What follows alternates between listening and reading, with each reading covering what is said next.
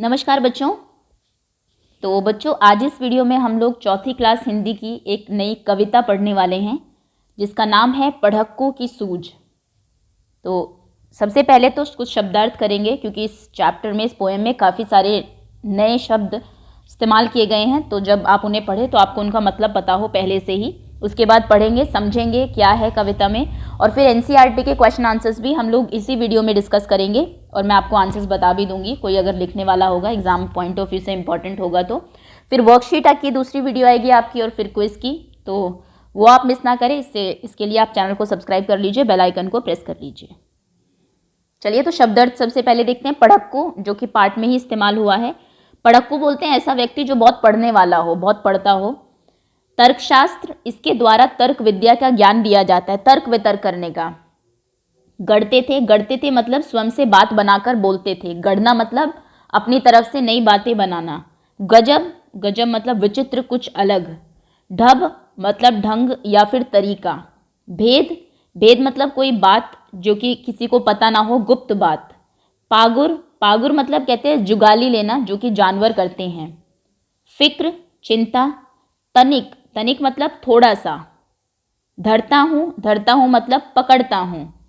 कोरे मतलब जो इस्तेमाल हुआ है, वैसे कोरे मतलब खाली भी होता है, लेकिन जो आपके पोयम में शब्द आया है, कविता में जो शब्द आया है, उसका मतलब है बेवकूफ़। अड़ जाना मतलब जिद करना। सांझ, शाम। मंतिक मतलब होता है मस्तिष्क संबंधी, जिसमें दिमाग इस्तेमाल करना हो। तो ये कुछ नए शब्द हैं। आप चाहो तो पॉज करके एक बार दोबारा से देख लो सभी कोई, ताकि बहुत अच्छे से आप उसके बाद पोयम को समझ सके। अब पोयम शुरू करते हैं। पाठ 11, पढ़क्कू की सूझ। एक पढ़क्कू बड़े तेज थे, तर्कशास्त्र पढ़ते थे। जहाँ ने कोई बात वहाँ भी नई बात गढ़ते थे। तो एक बार एक आदमी था, बहुत पढ़क्कू थे, बहुत पढ़ने वाले थे, तर्कशास्त्र पढ़ा करते थे, तर्क वितर्क की जो विद्या होती है। और जहाँ पर कोई बात भी नहीं होती, कुछ बात ही नहीं है, वहाँ पर भी नई नई बातें वो बताने लग जाते थे। एक रोज़ वे पड़े फिक्र में, समझ नहीं कुछ पाए। बैल घूमता है कोल्हू में, कैसे बिना चलाए। एक रोज़ वे बड़ी चिंता में थे, कुछ समझ नहीं पा रहे थे।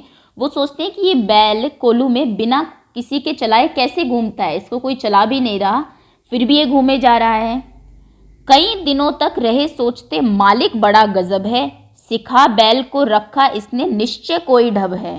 तो वो सोचते हैं इसका जो मालिक है वो बहुत गजब है, बहुत अलग है, इसने बैलों को कोई ढब, कोई तरीका ऐसा सिखा रखा है कि मालिक है भी नहीं और बैल कोल्हू में चारों तरफ घूम रहा है अपने आप। आखिर एक रोज़ मालिक से पूछा उसने ऐसे, अजी बिना देखे लेते तुम जान भेद यह कैसे। तो वो कहता है उसके मालिक से, एक दिन उनसे रहा ही नहीं जाता, वो पूछ ही लेता है कि अच्छा मुझे ये बताओ कि बिना देखे तुम ये भेद कैसे जान लेते हो। कौन सा भेद? कि कोल्हू का यह बैल तुम्हारा चलता या अड़ता है, रहता है घूमता, खड़ा हो या पागुर करता है। कि तुम बैल की तरफ देखते भी नहीं, तुम्हें फिर ये कैसे पता लगता है कि बैल चल रहा है या अड़ा हुआ है, वहीं पे खड़ा हुआ है, घूम रहा है या फिर पागुर कर रहा है। तो ये तुम कैसे जानते हो? तुम इसकी तरफ देख भी नहीं रहे, बैल खुद ही चले जा रहा है। और ये इस बात में क्या भेद है, क्या इसके अंदर क्या रहस्य है? मालिक ने कहा, अजी इसमें क्या बात बड़ी है, नहीं देखते क्या गर्दन में घंटी एक पड़ी है। इसमें कौन सी बड़ी बात है? देखो ज़रा, इसके गर्दन में क्या है? एक घंटी बंधी हुई है, और जब तक क्या होगा, घंटी बजती रहेगी, तब तक मुझे पता चलता रहेगा कि हाँ बैल घूम रहा है। जब वो बजनी बंद हो जाएगी तो पता लग जाएगी कि वो खड़ा हो गया है। मालिक उसको ये बताता। देखो, पागुर मतलब आपको यहाँ भी बताया हुआ है, जुगाली करना। आगे आते हैं। अच्छा, जब तक यह बजती रहती है मैं न फिक्र करता हूँ, हाँ जब बजती नहीं दौड़कर तनिक पूंछ धरता हूँ। जब तक घंटी बजती रहती है तब तक मुझे पता है बैल घूम रहा है, मैं फिर चिंता नहीं करता हूँ। लेकिन अगर बजनी बंद हो गई, फिर जाकर उसकी पूंछ पकड़ता हूँ और फिर वो चलने लगता है बैल। कहा पढ़क्कू ने सुनकर, तुम रहे सदा के कोरे, बेवकूफ़ मंतिक की बातें समझ सकोगे थोड़े। तो फिर पढ़क्कू उसको कहता है कि तुम तो बिल्कुल कोरे मतलब बिल्कुल मूर्ख, बेवकूफ़ ही रहोगे। मेरे जैसे मंतिक की मतलब तर्कशास्त्र पढ़ने वाला, जो इतने दिमाग वाला जो है, उसकी बात तुम थोड़े ही समझ सकोगे, तुम तो बेवकूफ़ हो। अगर किसी दिन बैल तुम्हारा सोच समझ अड़ जाए, चले नहीं बस खड़ा खड़ा गर्दन को खूब हिलाए। कि क्या हो अगर तुम्हारा बैल सोच समझ के एक दिन अड़ जाए इस बात पे और चले ही ना, बस गर्दन हिलाता रहे, तो घंटी बजती रहेगी गर्दन हिलाने से और तुम्हें लगेगा कि बैल तो चल रहा है। तो फिर तुम क्या करोगे? घंटी टुन टुन खूब बजेगी, तुम न पास आओगे, मगर बूंद भर तेल सांझ तक भी क्या तुम पाओगे। तुम्हारा जो बैल है वो चलेगा ही नहीं, गर्दन घुमाता रहेगा, घंटी बजती रहेगी, तुम्हें लगेगा बैल चल रहा है, लेकिन और उसके पास भी तुम नहीं जाओगे उसे चलाने के लिए, लेकिन शाम तक एक बूंद भी तेल नहीं निकलेगा, क्योंकि जो वो है बैल वो तो चला ही नहीं। मालिक थोड़ा हंसा और बोला कि पढ़क्कू जाओ, सीखा है यह ज्ञान जहाँ पर वहीं इसे फैलाओ। कि जहाँ से ज्ञान सीखा है इसे वहीं फैलाओ, यहाँ बताने की ज़रूरत नहीं है। यहाँ सभी कुछ ठीक ठाक है, यह केवल माया है, बैल हमारा नहीं अभी तक मंतिक पढ़ पाया है। तो वो कहता है यहाँ पर सब अच्छा चल रहा है और मेरे बैल को इतनी अकल नहीं है, इतना दिमाग उसमें नहीं है कि वो ये भी सोचे। जानवर आप जानते हैं उनमें अगर दिमाग होता तो हम लोग क्यों उनको चला रहे होते, है ना। तो वो कहता है कि अभी तक मेरे बैल ने मंतिक नहीं पढ़ा है, तर्कशास्त्र नहीं पढ़ा है, तो जहाँ तुम्हारी चलती हो वहीं पे चलाओ इस बात को, ये मुझे मत बताओ। और ये आपकी कविता लिखी है रामधारी सिंह दिनकर ने। इसलिए कहा गया है कि जो वो पढ़क्कू था वो जहाँ पे बात ही नहीं है वहाँ पे भी बात बनाता था। अब पता है कि बैल चलेगा ही, अगर इतना तो दिमाग उसमें नहीं है कि चलो मैं खड़ा खड़ा घंटी बजा देता हूँ, लेकिन उसने वहाँ भी दिमाग लगाया कि अगर ऐसा हो तो क्या होगा। ओके, चलिए एक बार फिर से पढ़ देती हूँ, आप भी साथ साथ पढ़िए। एक पढ़क्कू बड़े तेज थे, तर्क शास्त्र पढ़ते थे, जहाँ न कोई बात वहाँ भी नई बात गढ़ते थे। एक रोज वे पड़े फिक्र में, समझ नहीं कुछ आए, बैल घूमता है कोल्हू में कैसे बिना चलाए। कई दिनों तक रहे सोचते, मालिक बड़ा गजब है, सिखा बैल को रखा इसने निश्चय कोई ढब है। आखिर एक रोज मालिक से पूछा उसने ऐसे, अजी बिना देखे तुम लेते तुम जान भेद यह कैसे। कोल्हू का यह बैल तुम्हारा चलता या अड़ता है, रहता है घूमता, खड़ा हो या पागुर करता है। मालिक ने यह कहा, अजी इसमें क्या बात बड़ी है, नहीं देखते क्या गर्दन में घंटी एक पड़ी है। हाँ जब तक यह बजती रहती है मैं न फिक्र करता हूँ, हाँ जब बजती नहीं दौड़ कर तनिक पूंछ धरता हूँ। कहा पढ़क्कू ने सुनकर, तुम रहे सदा के कोरे, बेवकूफ़ मंतिक की बातें समझ सकोगे थोड़े। अगर किसी दिन बैल तुम्हारा सोच समझ अड़ जाए, चले नहीं बस खड़ा खड़ा गर्दन को खूब हिलाए। घंटी टुन टुन खूब बजेगी तुम न पास आओगे, मगर बूंद भर तेल सांझ तक भी क्या तुम पाओगे। मालिक थोड़ा हंसा और बोला कि पढ़क्कू जाओ, सीखा है ये ज्ञान जहाँ पर वहीं इसे फैलाओ। यहाँ सभी कुछ ठीक ठाक है, यह केवल माया है, बैल हमारा नहीं अभी तक मंतिक पढ़ पाया है। चलिए अब हम इसके प्रश्नोत्तर पर आते हैं।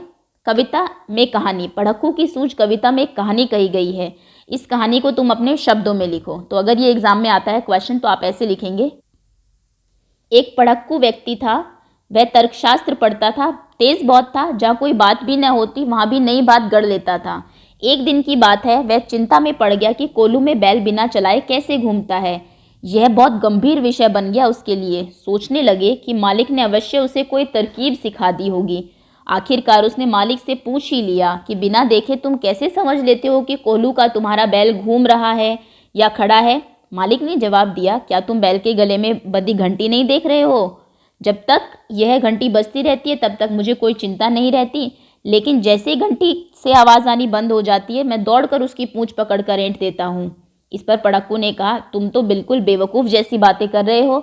ऐसा भी तो हो सकता है किसी दिन तुम्हारा बैल खड़ा खड़ा गर्दन हिलाता रह जाए, तुम समझोगे कि बैल चल रहा है, लेकिन शाम तक एक बूंद तेल भी नहीं निकल पाएगा।